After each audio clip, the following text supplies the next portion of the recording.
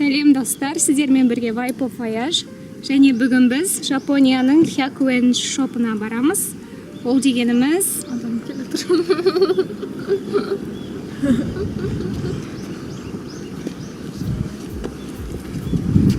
Ол дегеніміз барлығы 100 йеннен сатылатын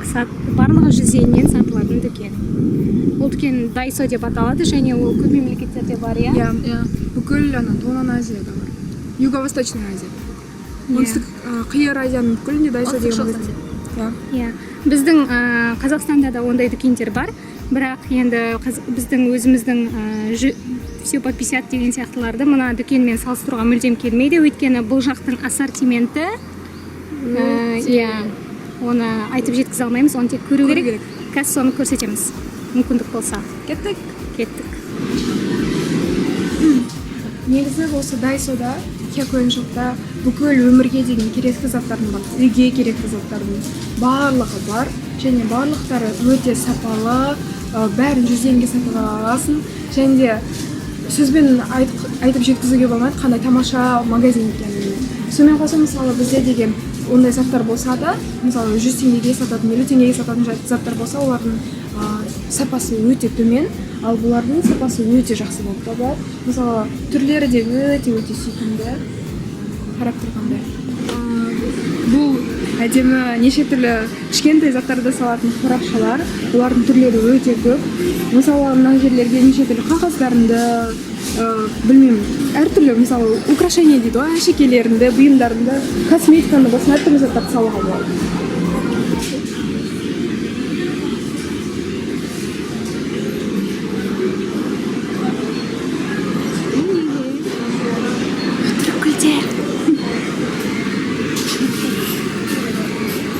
Шарфтарға дейін бар, сүйкімді шарфтарға. Ана жерде шашқа арналған неше түрлі резинкалар, ободочектер, заколочкалар, сонымен қоса гель, мусс, краска, бәрі. Тарақтарға дейін. Өте күшті.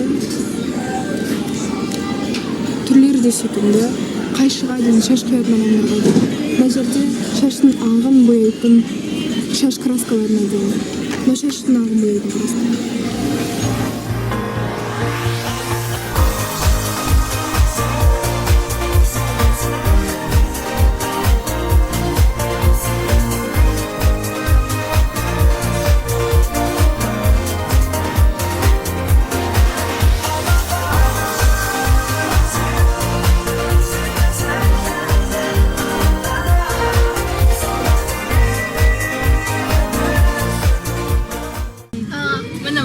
Жерге төсейтін жаңағыдай полға төсейтін заттар, және өте сүйкімді. 100 йен болғаннан кейін бәрін жаңағы өзіңді тоқтата алмай ала бергің келеді, қойшы 100 йен ғой деп. Және түрлері өте сүйкімді болады. Және бір айтып кететін нәрсе, Жапонияда кез келген нәрсенің жаңағы түрлі түсте таба аласың, кез келген нәрсені. Өзіңе қатты ұнайтын түстер, мысалға мынандай сүйкімді жасыл, мынандай сары заттар, және өте мынандай розовый сияқты. Және жаңағы ассортименті өте үлкен. Мына жақта түрлі мынандай медикаменттер, яғни мынандай маскалар сияқты, қолға тағатын лейкопластырлер бәрін алуға болады. Мынандай түрлі заттар салуға болады, мынандай сөмкелер, қаптар.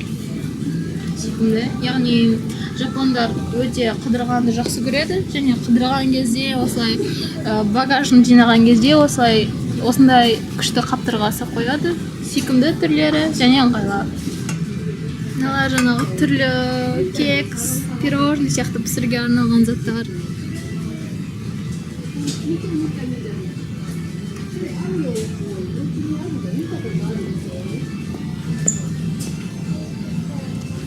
Формочкалар, мына сүйкімді, мынандай жүрек сияқты, мына жұлдызшалар.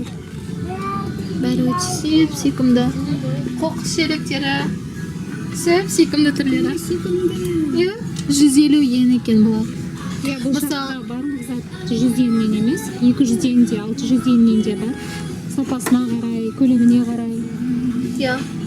Әртүрлі. Қараңдар, қандай кішкентай қоқыс шелегі. Қандай сүйкімді. Қызыл әдемі екен.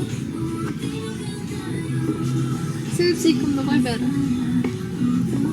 Мына қызықты қараңыздар. Туалеттің бачогына жапсырып қоятын стикерлер сияқты. Сөп сүйкімді. Иә. Туалетке кірген сайын көңіліңді көтеріп тұрады. Шам болады ғой. Соның не спорларын спортқа кішкене. Мынау да өз түрлері көп екен. Мынандай сүйкімділері де бар. Мекке минималистің суреттеріне. Еден жуатын шүберектерге дейін қараңдар. Шаң сөткіштер. Қандай сүйкімді. Ұйықтап отқан қоян. Түстері де күшті. Көзге жағымды. Шошқаларына дейін сүйкімді ғой. Одноразовый стаканчиктер. Қандай сүйкімді. Және түрлі сондай нелер, тарелкалар.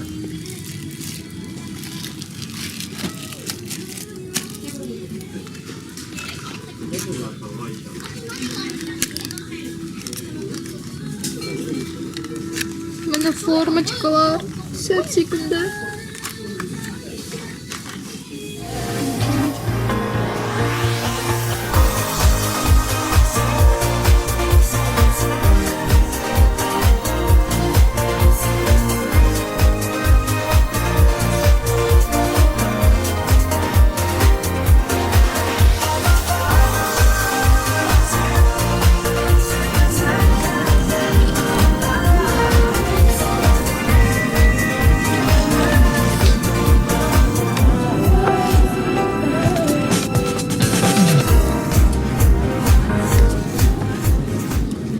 Секунда.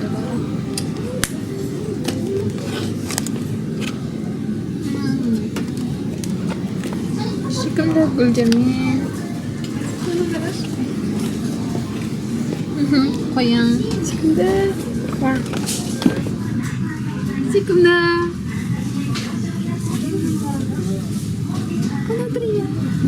Рекши карта дейді да. Мына жерде әрбір карта берілген. Содан кейін 200 мысалы мына жерде тұрғандай 1549 жылы қай жерде Киристокио деп тұр да, мысалы христианство Жапонияға қалай енді деген сияқты неше түрлі сұрақтар болады, артына жауап болады. Ойын. Тарихқа байланысты. Тура сондай мысалы жапон алфавитін жаттайтын адамдар үшін бір АИУЭО деп айтылады.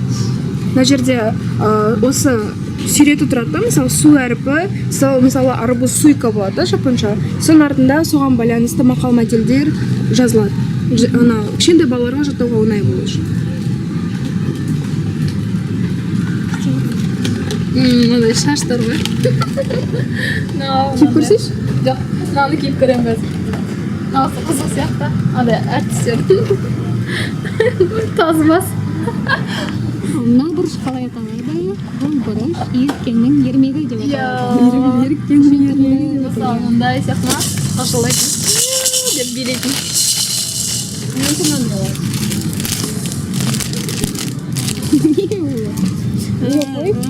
You are right. You are wrong деп айтады. Сүйкімді скотчтар көргенсіздер ма? Қандай сүйкімді бәрі түрлерін қараңыздар. Қандай жұлдызша, гүлдермен, ноткалармен. Жапондар негізі қолда андай бір жерге жиналған кезде, бара жатқан кезде ойын ойнағанды өте қатты жақсы көретін халық. Сондықтан мына жерде ойындардың түрлері бар. Мысалы, бай болайық деген сияқты неше түрлі. Мысалы, монополияға ұқсайтын ойындар бар. Жапон ақшалары. Мысалы, 5000 йен, 1000 йен, 10.000 йен деген сияқты. Сосын мынандай нарды сияқты карталардың түрлері бар. Фокусниктердің карталардың түрлері бар. Сосын мына жердегі мынандай қызық карталар бар, фокусниктердікі. Неше түрлі ойындар бар, дартсқа дейін. Бинго өте танымал. Үлкен жиындарда ойнаған жақсы көреді. Сосын мынандай дартсты қатты жақсы көреді. Жапондар дартстың түрлері көп болады. Балмұздақ калькулятор.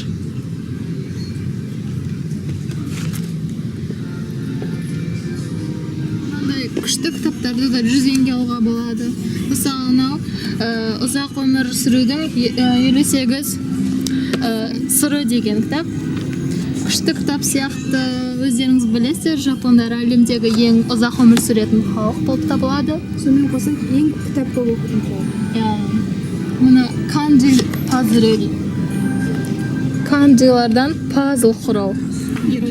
Иероглифтерден, Қандай күшті. Қандай күшті кітап. Керек намдары. Сосын мына жерде дүние жүзіне әйгілі судоку деген ойындар бар.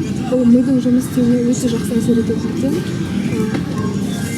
Осысымен арзан ақшаға, яғни 100 йенге неше түрлі дәмді чипсы болсын, печенькалар болсын, тәттілер болсын, шоколад болсын алуға болады. Сонымен қоса сусын алуға болады.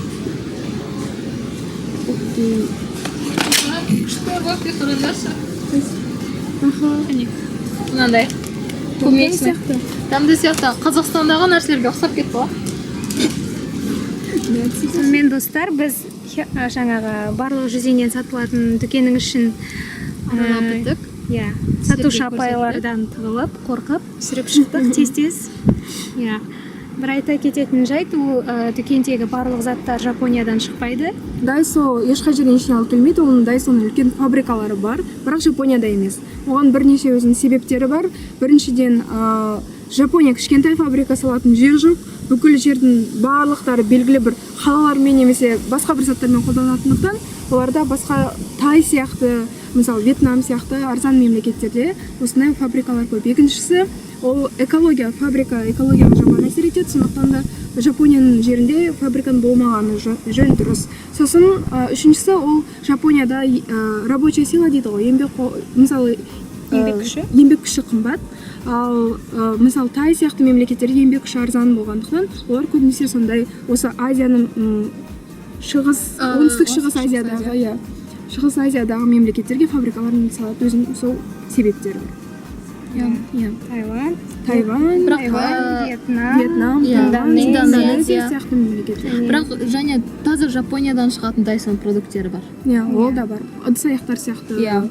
Осы Жапонияның Палочкалар сияқты, Бірақ көбінесе пластик негізгісі Қытайдан келеді. Негізгісі. Қытай әртүрлі, Сондықтан көбінесе сол тауарлардың артында жазылып тұрады Produced by Japan, Made in China деген сияқты. Яғни жаңағы өндіруші Дайсо компаниясы Япония, жасап шығарған Қытай деген сияқты. Бірақ ол жаңа тек қана Қытай емес, жаңа айтып өткендей оңтүстік шығыс Азия. Оңтүстік шығыс Азия елдері. Бірақ соған қарамастан, Қытайда шығады дегеніне қарамастан, көп заттар өте сапалы. Яғни сіз мысалы Дайсодан сатып алсаңыз, ол бір аптаның ішінде бұзылды деген сияқты. Ондай жағдайлар болмайды, Өте сапалы заттар. Және біз сияқты мысалы студенттерге өте ыңғайлы. Ол біз Жапонияға енді келген кезде, жаңағы бөлмемізге, жатақханаға енді кірген кезде өзімізге керек жарақ, бөлмеге керек жарақ ыдыстарды, төсеніштерді, жаңағы барлық үйге керекті жабдықтарды барлықтарын сол жерден алған болатынбыз. Сыпыртқы сияқты заттарды. Яғни оны тек қана студенттер емес, күнделікті кәдімгі жапондар, бәрі жаңағыдай жақсы ақша табатын, жақсы жұмыс істейтін адамдардың өздері осы Дайсолардан келіп алады. Өйткені олардың сапасы да жақсы, және баға жағынан да өте тиімді, және заттары жақсы. Және ассортимент өте үлкен. Сондықтан адам толы. Сосын тағы айтып кету керек, Жапонияда тек қана Хякуэн шоп деген кезде Дайсо ғана емес, одан да неше түрлі көп компаниялар бар, осы 100 йеннен магазиндер бар. Бірақ Дайсо негізгі лидер деп айтады ғой, лидер болып табылады. Содан кейін басқа да мысалы Жапонияның Хякуэн шоптары тек қана Жапонияда ғана болса, Дайсо деген көптеген мемлекеттерде бар. Яғни мына оңтүстік шығыс Азияның бүкіл мемлекеттерінде, Қытайда болсын, Тайванда болсын, Таиландта болсын, Дайсоның магазиндерін кез келген жерден кездеседі олар. Барлық жерде бар. Осы біз сіздерге бүгін осы Хякуэн шопты көрсеткіміз келді, және көрсете алдық деп ойлаймыз.